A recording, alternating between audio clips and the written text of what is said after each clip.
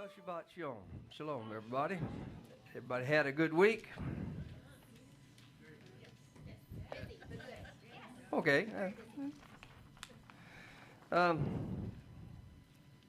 This week we're studying the song that Yehovah commanded Moshe to write down and teach to the children of Israel. That would be a witness against us, or for us, depending on where we stood. But to fully appreciate this week's Parsha, we have to go back to the closing words of last week's Parsha. Now, this week we're studying Devarim chapter 32, called Haazinu. Give ear, listen, Shema, pay attention. But in Devarim 31, 14, and 17, Yahweh calls on Moshe and Yehoshua. He calls them to the tent of meeting with some good news, bad news, bittersweet news. It's kind of hard to word how to frame it. The day had arrived for Moshe to die and be gathered to his people. But there was also, he told them that a day was coming when the children of Israel would turn away from Yehovah and the Torah. They would learn the ways of the Gentiles and break our covenant with him. When this happened, his wrath would burn against those generations. And he would forsake those whoring against him, and his wrath would burn against them. It said that when the many evils of those days came upon them, they would declare, "Is it not because our Elohim is not in our midst that these evils have come upon us?" So in preparation of these inevitable times, Yehovah gave the song found in Devarim chapter 32 and commanded that we learn it. The song was and is to serve as this witness and hopefully lead us to Teshuvah and return to living the blessed life that he intends on us to have as his people. Now, Hebrew teachers in the past have raised an interesting question regarding Devarim chapter 31, verse 17, that kind of helps us better understand the purpose of this song. When the people ask, "Is it not because our Elohim is not in our midst that these evils have come upon us?" Are they blaming Yehovah for all the evils and distress befalling them, or are they blaming themselves? The question could be read every way. And it reveals an important lesson to all of us. There are two ways that we can approach and acknowledge the trials and tribulations and all the things that come upon us in these last days that we have been warned would come upon us. We can approach them with remorse, understanding that we in our sins are at fault and we have turned away from Yehovah, his word, and the teachings of his Messiah. Or we can approach them with anger at Elohim and blaming him for abandoning his people. Verse 18 makes it clear. Gives us an answer. Yehovah hides his face from us because of all the evil we have done, for we have turned to other mighty ones. Now, this song, contained in the first 43 verses of chapter 32, not only teaches us who is to blame, it explains what Yehovah will do based on how we react to him and to the circumstances we find ourselves under. If we react in anger, refusing to Teshuvah, destruction is coming. And if we act with remorse and Teshuvah, then we will be delivered. And as always, the choice is ours. Now, one thing I noticed as I was listening to everything being read this morning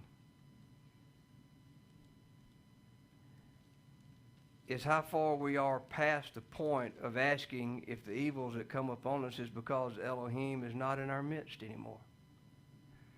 Sadly, we live in a world that the majority refuses to even acknowledge his existence. they're beyond asking if the troubles this world is going through is because Elohim is no longer with us. They don't care.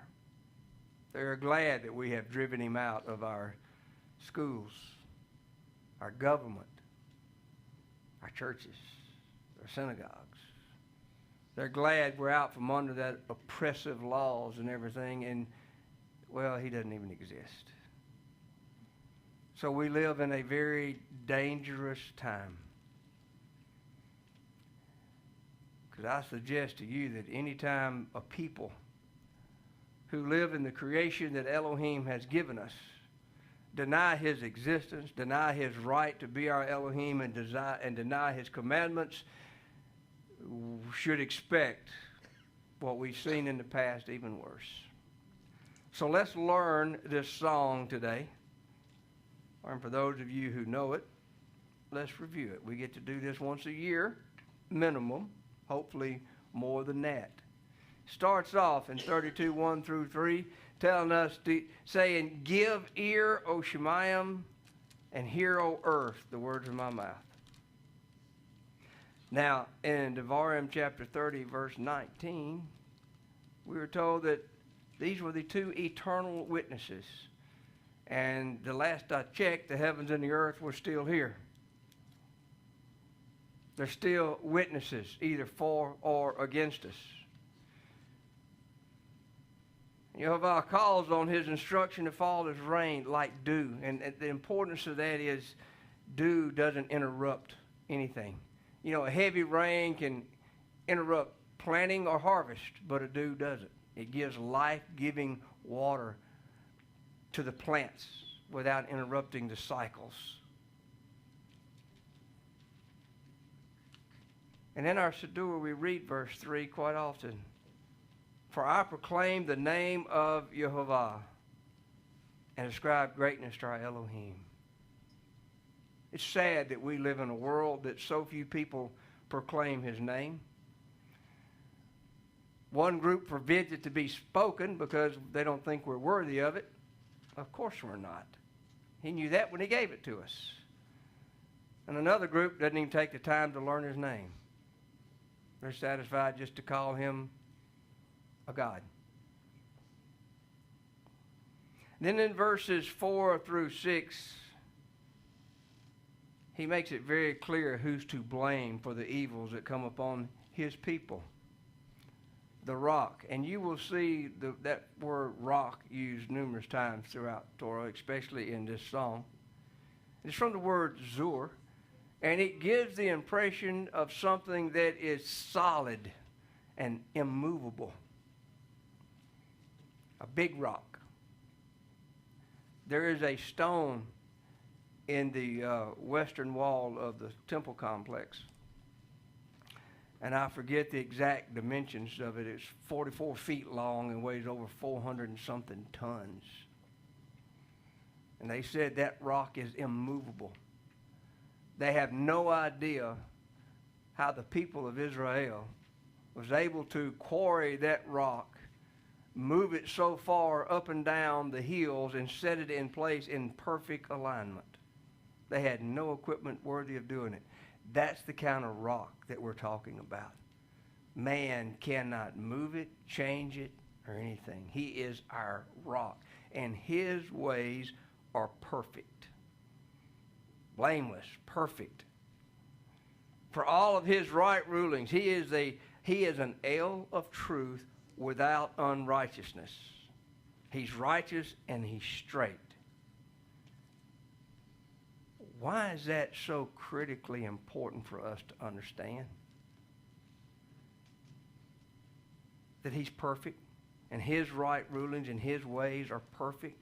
That he is truth and without any unrighteousness in him. Why is that so important for us to know?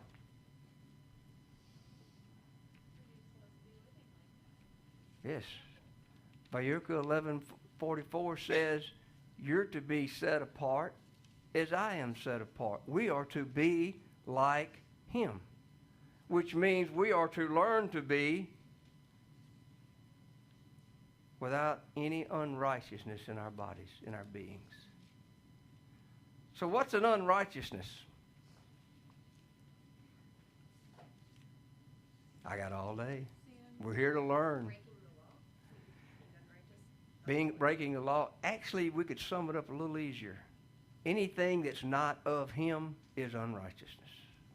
If it's of him, it's righteous, it's straight, and it's good. And if it's not of him, why would we want anything to do with it? Now, he goes on to say in verse 5, a twisted and wicked generation has corrupted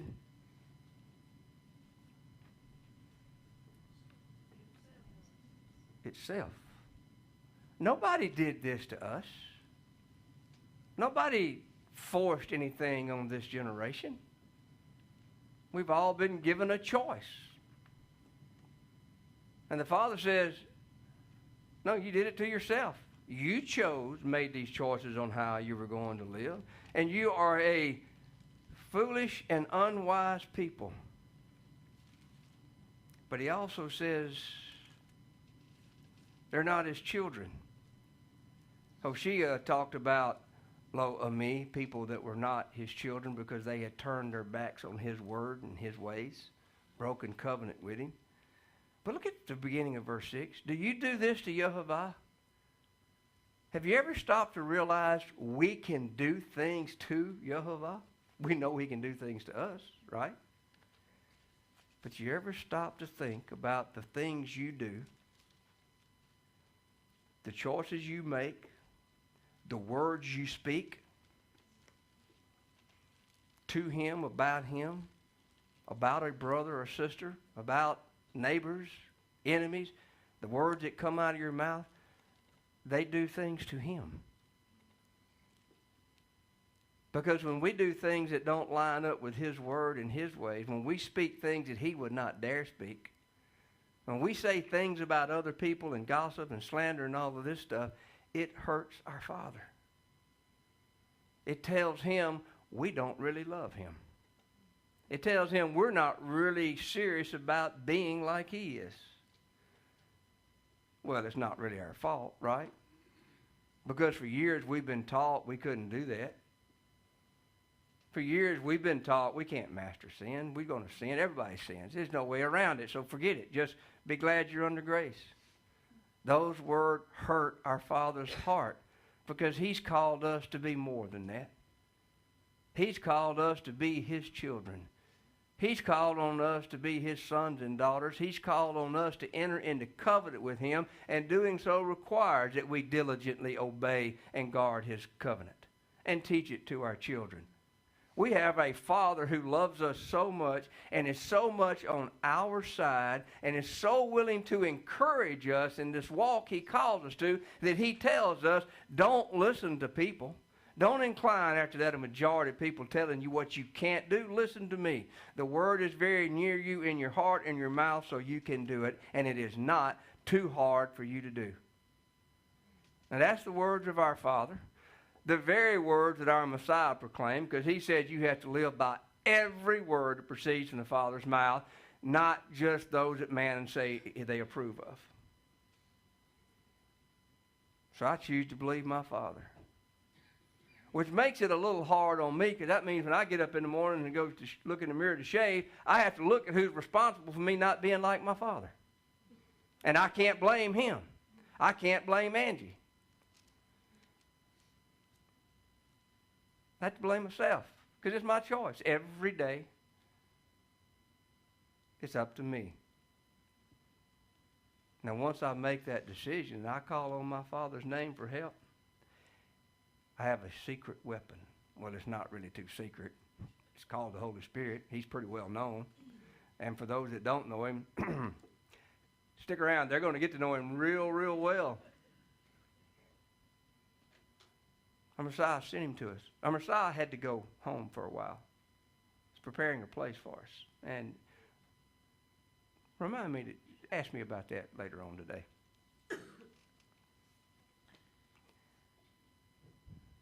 And then he says in verse 6, is he not your Father who bought you,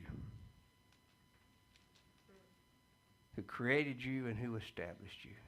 Now, in some of the Hebrew Bibles, such as Art Scrolls, Humash, That phrase, who bought you, is in the Hebrew text, but it's not translated into the English side. It's left out. It seems, for some reason, certain people that do translations didn't want to discuss when and how exactly it is that Yehovah Elohim bought Israel and what price he was willing to pay to purchase his people. Shame on them. I know what price he paid to purchase me. From the world's point of view, maybe even from my point of view, the Father didn't do too great of a deal. But from my Father's point of view, he said, oh, you are precious to me. I'll pick you up out of that pigsty, and I'll wash you clean because you're a precious gift to me. Wow. So yes, he is my Father who bought us. He created us, and he establishes us. Now, in 7 through 12, he talks about the resolution. Remember the days of old. Ask the past generations, what did they learn?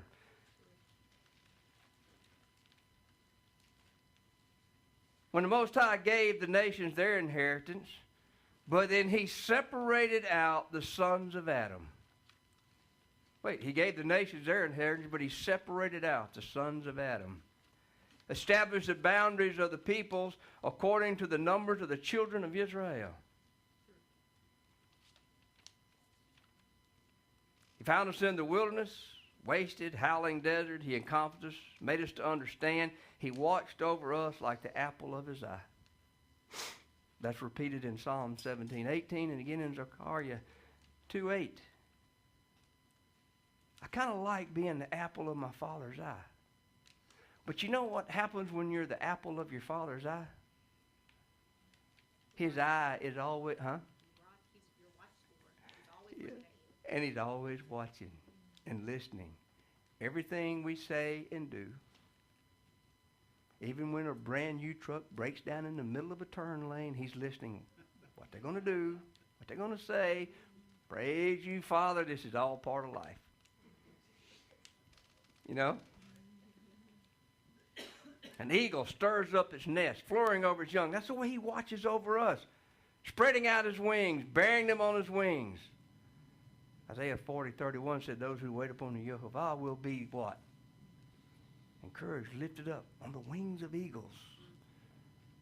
You know what that tells me? We can do whatever he calls on us to do.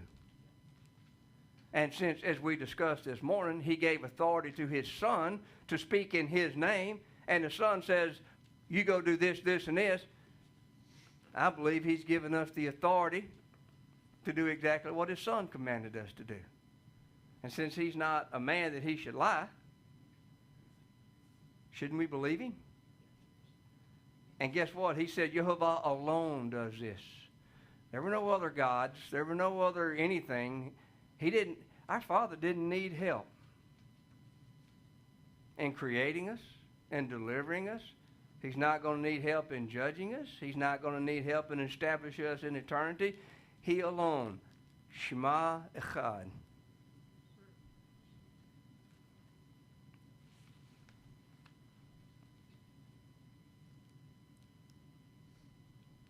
He made us to ride on the heights of the earth at one time.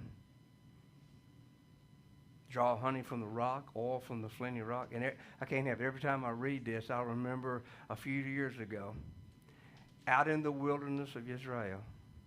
And it is barren, okay? I mean, it's barren. It's and hot and dusty, and it's shale rock. You have to be careful when you walk, because it'll slide right out from under you. That flinty rock, they have found oil under that rock. Isn't that something? But we had all of this. We had curds from the cattle, milk from the flock, fatness of the lamb. We had milk and meat together. Well, and whatever. And the ram from the breed of Bashan, goats, the choicest wheat. We drank wine and the blood of grapes. And we had all of these blessings in the middle. All of these blessings, guess what we did? We got fat and kicked. He said we were covered with fat, but it wasn't the same kind of fat. We scorn the rock of our deliverance in the midst of our blessings.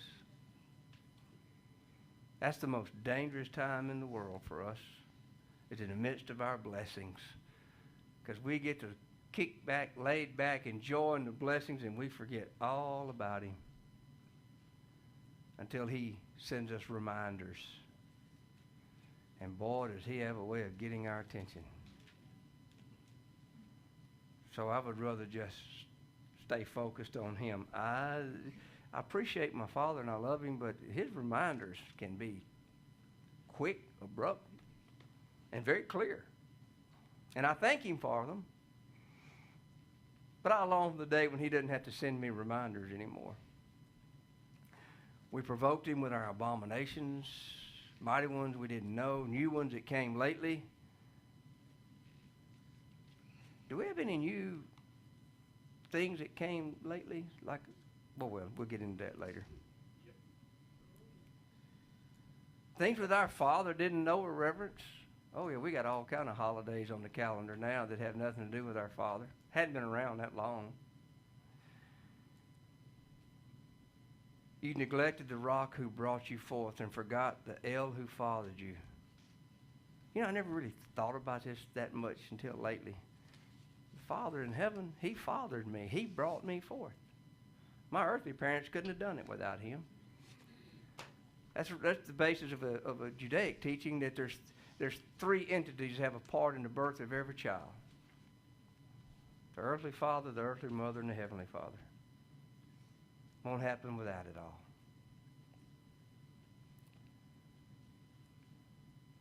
And because of the provocation of his sons and daughters in verse 19, he says in verse 20, let me hide my face from them and see what their end will be. For they are a perverse generation, children in whom there is no trusting.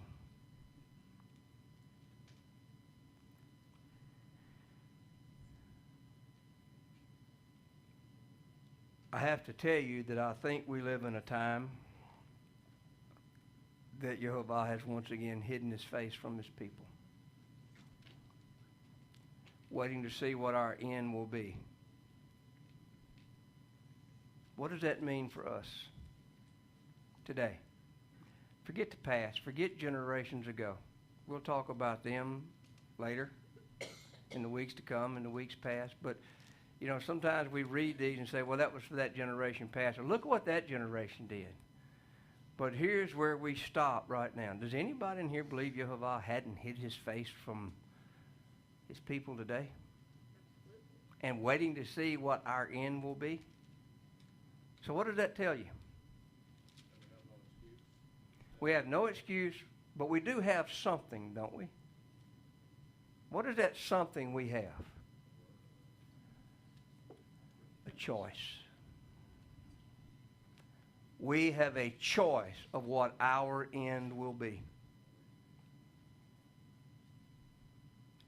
Hasatan can't do it to you. The Father won't do it for you. He's given you freedom to choose. So he said, when I hide my face from you, because of all the evil stuff you've done, you're going to have a choice. You can get mad about it and blame me, or your heart can break and you can repent and return to me and enter back into covenant with me. And when you do, you come under my wings and I'm going to take you back in, wash you clean as snow, and protect you from all that's coming.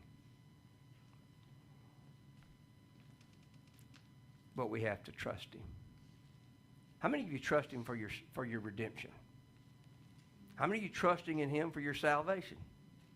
How many of you trusting in him for your forgiveness of sins? How many of you trusting in him that you can lay hands on the sick and they'll be healed? Oh,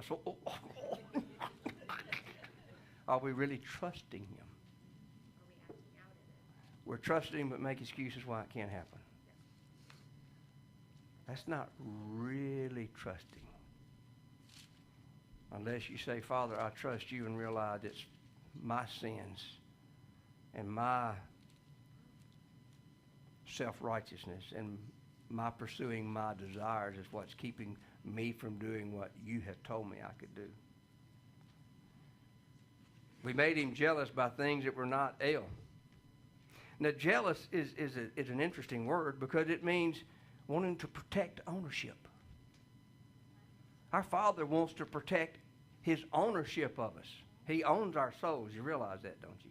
And when we enter into covenant to him and we say, all for our Father, all for the Messiah, we give ourselves to you, he owns us too, except we get jealous and we want to retain some of that leadership over our own lives.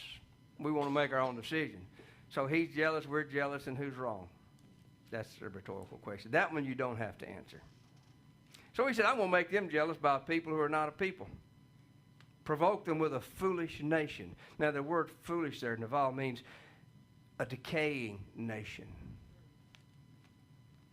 A nation that's blaspheming, according to Psalm 74:18. He said he was going to make his people jealous by a foolish nation.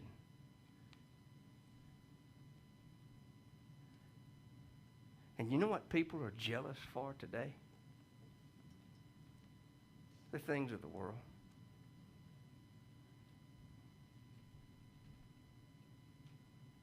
I want to be able to do the things that everybody else in the world's doing, but I can't because I have to keep the Sabbath. I can't because I have to keep the feast. I can't. I'm jealous of them. I'm jealous of the freedom they have. I'm jealous of they don't have to worry about anything. Look, they're getting rich, and here we are. We're jealous of what? The world? If you would read the end of the book, well, there's a lot of movies out too, but if you just read the end of the book, look at what you're jealous of. A corrupt, defiled, sexually immoral world that's going to see billions die just in a short time. That's what we're jealous of. We should be jealous for our Father. We should be jealous to live his word exactly as it's given. Because he told us, don't add to it, don't take away from it. Just do it the way I told you to do it and watch the blessings flow. He said, a fire has been kindled in my wrath, and it burns down to the bottom of Sheol. Now, I don't know exactly where the bottom of Sheol is, but it's pretty deep, I would say. What's the deepest well we've ever dug on the face of the earth? Anybody know? 20 miles maybe? 10 miles? Anybody heard of a well ever going deeper than 10 or 20 miles? And how deep is it to the center of the earth? We hadn't just cracked the surface, right? But it consumes the earth and its increase. Foundation of the mountains. He said he's going to use up his arrows upon them. Who is the them in this place?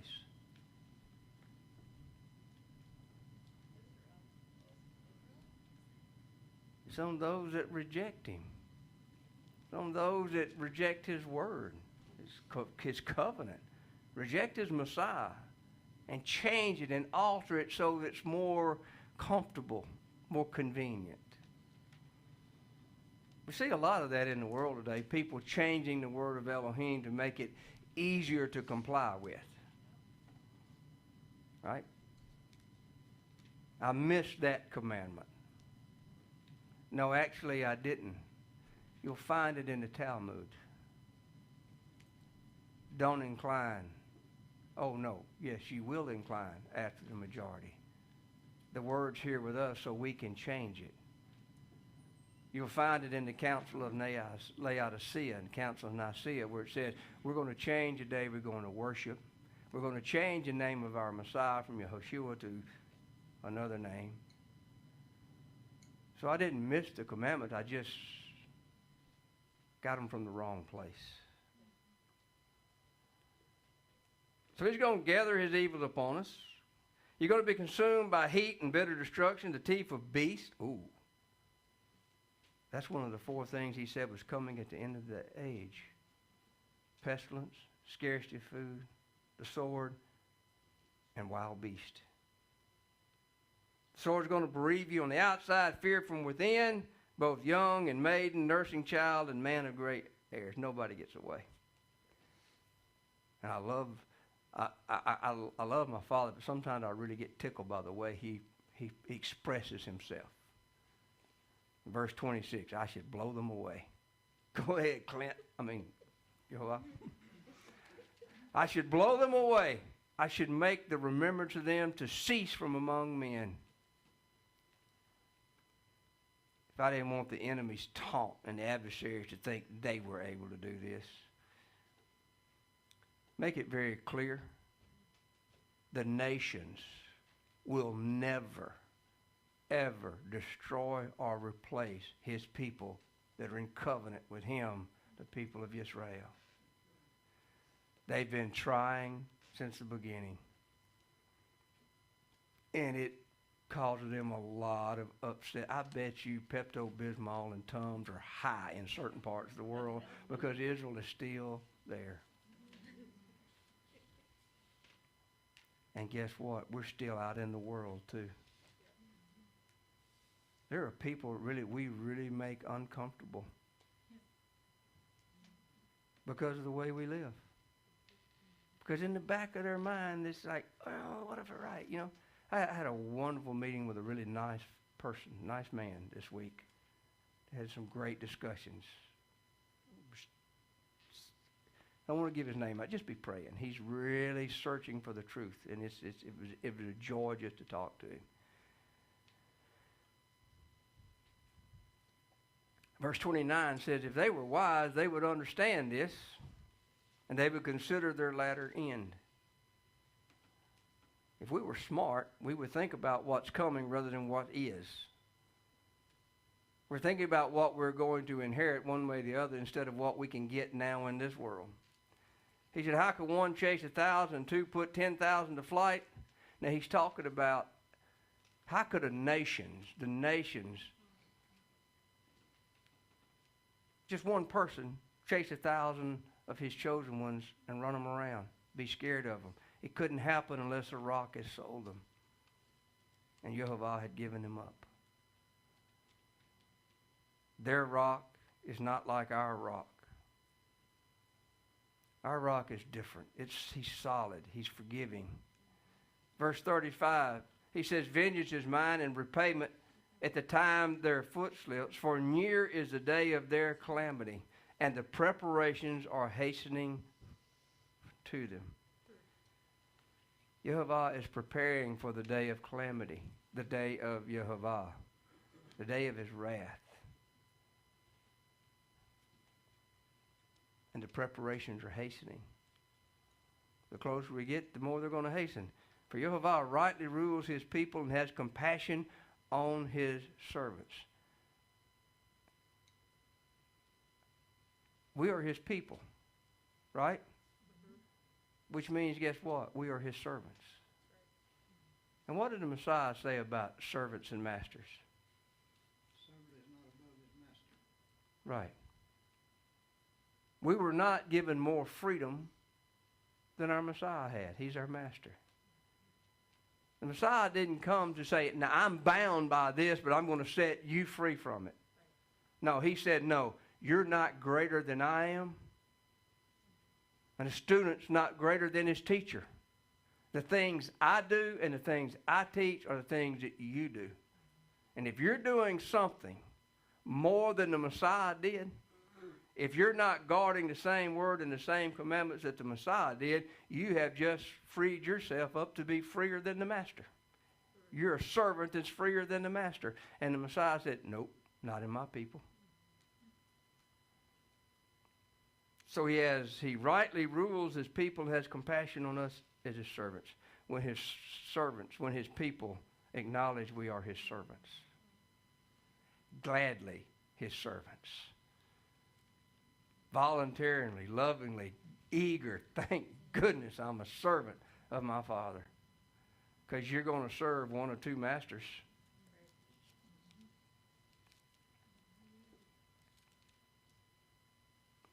Verse 39 says, see now that I am he, and there is no Elohim besides me. He's already said that once. He's repeated it here. Shema, Israel, Echad. I put to death, and I make alive. I have wounded, and I heal. And from my hand no one delivers. In this passage, he's talking about our redemption and a warning. And people today don't like to think about it, but the Father, what does it say? Puts to death. And he makes alive. He wounds. The Father wounds for our own good. But he also heals. And no one can deliver us out of his hands.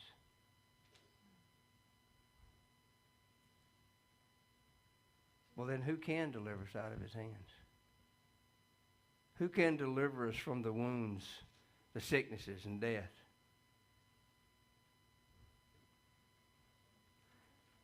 Write us in the palm of his hand.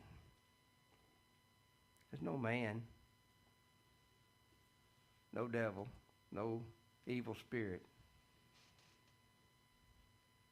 And he lives forever. And if I have sharpened, in verse 41, if I have sharpened my flashing sword and my hand takes hold of judgment, I shall return vengeance to my enemies and repay those who hate me. Now, that phrase, my enemies, is from the root word in Hebrew that means those who oppress. Oppress what? Oppress who? His people and his word. And the word for repay there, Shana, means to reject. I'll repay those who reject me. Now, there's a fine line in the world that people say, I do not reject Yehovah Elohim, but I don't keep all of his commandments either. I suggest that's a very dangerous ground as well, because you're rejecting part of him because he is his word, just like the Messiah is his word. You know, how many of us are a man of our word? The Father's a man of his word, not just part of his word. So if we reject part of his word, we're rejecting part of him. And he said, those who reject me, he's going to repay. He gets very explicit here. O nations. Look at verse 43 is a difficult one to translate into from English from the Hebrew, because O nation, acclaim his people. I've seen it translated as revere his people, praise his people, lift his people up, for he avenges the blood of his servants. What is he saying there? O nations, acclaim his people, revere his people, lift them up, because I avenge the blood of my servants. I return vengeance to my adversaries. But he's going to pardon his people and his land. What was that? He protects his people. It's like a parent that protects their child that will go out and take vengeance on those that have hurt their children. So if a nation is coming against his people, He will punish that nation. didn't he tell Abraham something like that? That the nations would be blessed through his seed?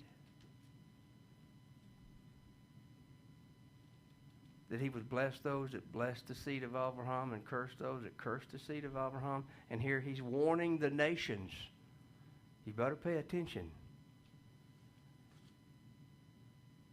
And the nations that are rising up against the people of Israel now, not just the people that are in the land, not just the Jewish state that's there now. Yes, they're part of maybe the bigger picture. And yes, that is what's happening in Israel. Is going to be like a barometer, because we're still out in the nations and nobody really pays a whole lot of attention to us. But everybody's looking at Jerusalem right now, you know. And the Father knew this. And of course the UN has just ruled that Israel has no claim to the religious sites in Jerusalem. Yeah. But he says, "O nations, you better acclaim my people, because I'm going to avenge the blood of my servants." Now, has the nations killed any of his servants? more than we can count. But he says, I'm going to pardon his land and his people. And I want to be a part of his people. I want to be pardoned. You know the difference between forgiveness and pardon?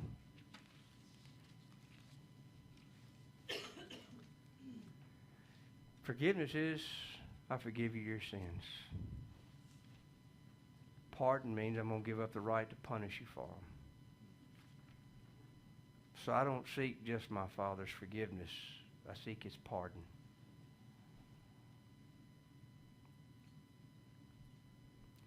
And it closes with Moshe saying, lay your heart on all these words that I warn you today. Command your children. Guard to do all the words of this Torah, because it is not a worthless word. People say it's been done away with because it wasn't a perfect word or strong enough covenant or good enough covenant, been replaced by something else. They are not telling the truth. Yehovah said this word, which is eternal, is not worthless. In fact, he says it's your life. And by this word that we just read, the 5 books of the Torah, you prolong your days in the land. You prolong your days in eternity. Well, you don't prolong your days in eternity. You establish your days and where you will be in eternity. And then he tells Moshe to go up on the mountain. And he's going to die there and be gathered to his people just like his brother was, because you transgressed me. In the midst of the children of Israel, because he didn't set him apart in the midst of the children of Israel.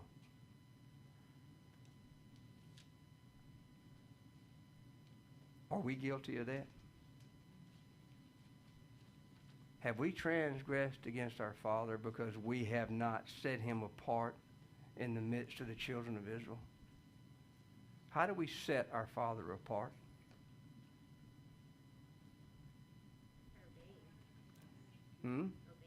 Obeying him. Everybody says they love him, but not everybody obeys him.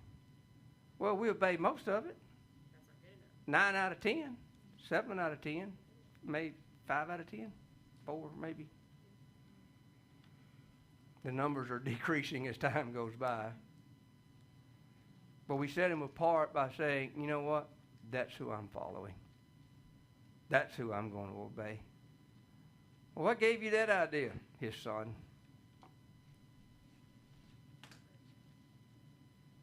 So we don't want to be guilty of not setting our Father apart in the midst of his people. Drawing his people back to him so we can reach the lost and draw it all back to him. For look, the land before you, you're not going to enter there. I don't want to hear those words. I don't want to pass under that rod in the wilderness of the people and have the Father say, sorry, you can't enter into the land. You got to go back out. Because you did not set me apart among the people of Israel. Which means that there will be times that we're going to have to tell people we love dearly. Brothers and sisters, you got to stop what you're doing because it's not part of your covenant.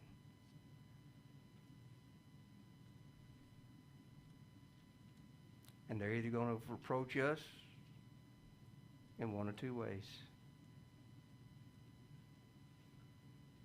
Remorse or anger. Because that's the way they approach their Father. But we have to set our Father apart among the people of Israel, not each other. And with that, I'm going to say Shabbat Shalom.